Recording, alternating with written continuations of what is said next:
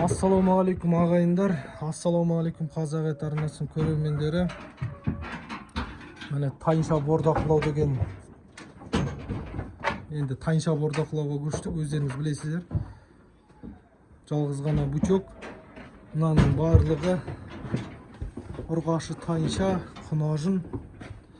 Мыналар тайынша, құнажын, семіз құнажын. Бордаққа қойып қоямыз. Семіз малды әрмен қартай семіртіп жеңіл болады. Толық 10 бас тұр. Енді міне 4 орын қалды. Біреу, екеу, үшеу, міне 4-еу. Енді білесіздер қазір бұқа деген дорогой удовольствие кетті. Бұқа қымбат, сондықтан пока тайынша бордақылаймыз. Бұлар пат соғым ғой. Соғымға кісілерге міне. Өздері де жайлаудан келген семіз тайыншалар. Мынау құнажын, мыналармен тайыншалар, полторашкалар. Мынау негізі құнажын бұзаулаған. Бұл арық семіртеміз бетсарға насып етсе. Мынау буток жалғыз. Мыналар тайыншалар.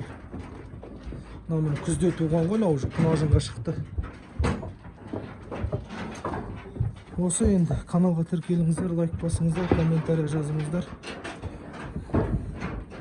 Алла қаласа бұқайымыз тайынша бордақылауды көрсететін боламыз. Амандық болса енді жемнің арзандағанын күтеміз. Сосын жем алып, помоймен бордақылап, семіртіп, жақсы нәтиже шығарамыз деген ойдамын енді. Сатылса сатып кеткенін көреміз, болмаса бордақылай береміз әрмен қаратай. Алла қаласа. Енді қазір сатқаннан түкте жоқ. Мал басын 300 мыңнан. Сондықтан бордақылап, одан да жақсы нәтиже көрсетіп, иншалла каждый тайыншамыз 450-470 мыңдай кететіндей дәрежеге дейін жеткізетін боламыз. Қазір одан да қымбатқа кетіп қалуы мүмкін, семірсе, салмақ жинаса. Осы біз бордақ каналымыз, біз салмаққа жұмыс істейміз, және де нәтижеге жұмыс істейміз, семіртіп сатамыз. Мына үшеу бір үйден келген тайыншалар 24 сағат жайлауда жайылып, қыстақта болған, қолда болған тайыншалар, жуас, арқасы бәрі жалпақ, семіз, әрмен қартай семіртіп нәтижесін көретін боламыз.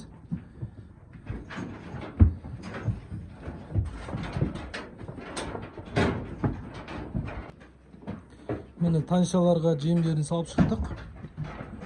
Осылай толтырып қоямыз алдарын. Өзіндікін жейін. Әрбір тайыншаға бір ведро. Сонда шамасы бір 13-14 килограммдай шығады ғой, екі малға. Бұл енді таза арпа емес, таза бидай емес. Бұл отход. Бірақ отход болғанда да анау-мынау отход емес, мощный отход.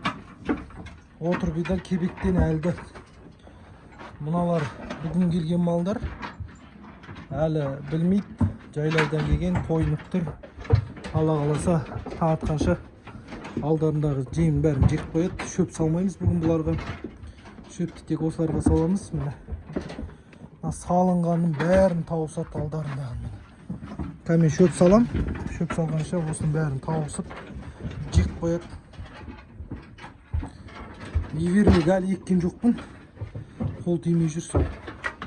Ивермек егу керек. Бұйыртса, амандық болса. Осы мұны алдағыны шашып жейді. Мұнауына қарадан қорқады, содан кейін наған таласып жейді. Өзіндікін жей.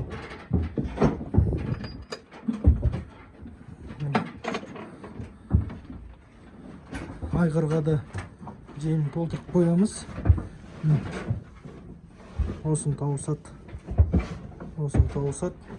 Қазір далада жайылып жүр. Ана жерде жайылып жүр. Қазір бұйыртса байлайтын боламыз. Келгенде қандай болды? Арқалары үшкір болды ғой, мына жер. Жалпайып, жіліктеріне майын жинап, семіріп келе жатыр. Енді айтып кететін жағдай, мынандай арық мал кіреді ғой бордақыға. Бұл малдар ең бірінші жіліктегі майды толтырады. Өйткені әбден жілігі майдан босап қалған арық көтерем малдар ең бірінші жілігіндегі майды толтырады. Ол жілігіндегі майы толғанша көп уақыт өтіп кетуі мүмкін. Бір ай, 1,5 айдың жүзі өтіп кетуі мүмкін. Содан кейін барып ең бірінші арқасын толтырады. Міне. Мына жерді толтырады, содан кейін барып санға береді. Ал егер бұқа болсын, тайынша болсын, жақсы семіз күймен кірсе, сразу артқы санға береді. Артқы санын толтырады, содан кейін барып мойын аяқ жағында кетуі мүмкін, мойын біразға дейін толмауы мүмкін. Арқалары, бел омыртқалары тола бастайды, содан кейін барып толғаннан кейін барып мойынға береді. Олай практикадан көрдік. Бірден мойынға берген бұқаны әлі көрмедім, шыны керек. Кейін барып мойынға береді. Міне мыналардың бәрі арқалары жалпаяды, содан кейін барып тайыншалар мойынға бермейді ғой. Бұлайынан жалпая береді олардікі. Бұлайынан жалпаяды, бұлайынан емес. Сол енді бұлайынан жалпаю үшін ол енді бір 4-5 жасар семіз дөнежін сиыр, немесе құнажыннан дөнежінге шыққан сиыр болу керек. Сол кезде ғана жалпайып семіретін болады. Осы, құрметті көрермендер. Видео ұнаса каналға тіркеліңіздер, лайк басыңыздар, комментарий жазыңыздар. Тайынша бордақылауды бастадық. Өзім сентябрьға дейін толтыру керек болып ойда болған негізі. Өйткені помой басталады ғой. Помой басталғанша толтыру керек. Күнделіктісін күнде жегізіп отыратындай, әйтпесе толып кетсе, иісі шығып кетуі мүмкін. Сентябрь қанша айтқанмен суға емес, салқынай. Получается, сентябрь, октябрь, ноябрь, декабрь 4 ай тұрады. 4 айдың ішіндегі нәтижесін толық көретін боламыз, иншалла. Осы, аман сау болыңыздар. Келесі видеода кездескенше күн жақсы болсын. Міне мыналарымыз тұр әлі. Бұған бір дәу бұқа керек. 2,5 жасар, 3 жасар бұқаларға арналған. Пока бұларға үлкен. Аман сау болыңыздар.